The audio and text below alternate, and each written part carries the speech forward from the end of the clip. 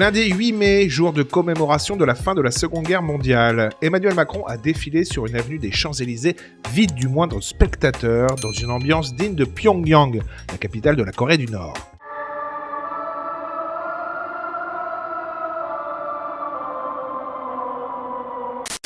Emmanuel Macron a ensuite réalisé le fantasme de millions de Français puisqu'il s'est retrouvé en prison.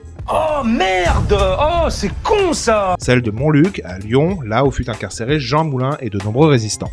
Là aussi, le ménage avait été fait avant son arrivée, avec des mesures de sécurité tenant à bonne distance les manifestants contre la réforme des retraites.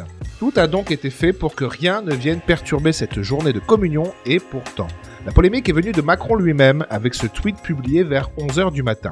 En ce 8 mai, où nous célébrons la victoire de la liberté, je condamne l'acte de vandalisme commis hier au palais de Tokyo. Emmanuel Macron fait ici référence à la toile de l'artiste Myriam Khan, représentant un homme sans visage, forçant un enfant à genoux, ligoté les mains dans le dos, à lui faire une fellation. Selon l'artiste, cette peinture symbolise les horreurs de la guerre en Ukraine, mais beaucoup y voient plutôt une œuvre pédopornographique. D'ailleurs, c'est pour ça que je ne vous la montre pas en entier, à mon avis, ça ne passerait pas sur YouTube.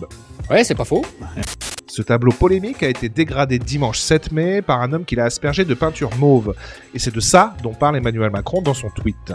Mais il rajoute, et c'est ça qui me pose problème, s'en prendre à une œuvre, c'est attenter à nos valeurs. En France, l'art est toujours libre et le respect de la création culturelle garanti. Ah ouais? Pourtant, une fresque de l'artiste Lecto, représentant Macron sous les traits d'Hitler, avec le nombre 49.3 inscrit en guise de moustache, a été effacée moins de 24 heures après avoir été peinte.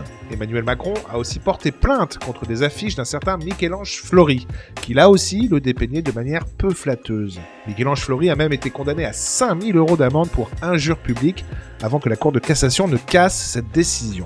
Il faut croire qu'avec Macron, l'art est toujours libre en France, oui, sauf quand c'est lui la cible. C'est pas du tout le cas, je suis lucide.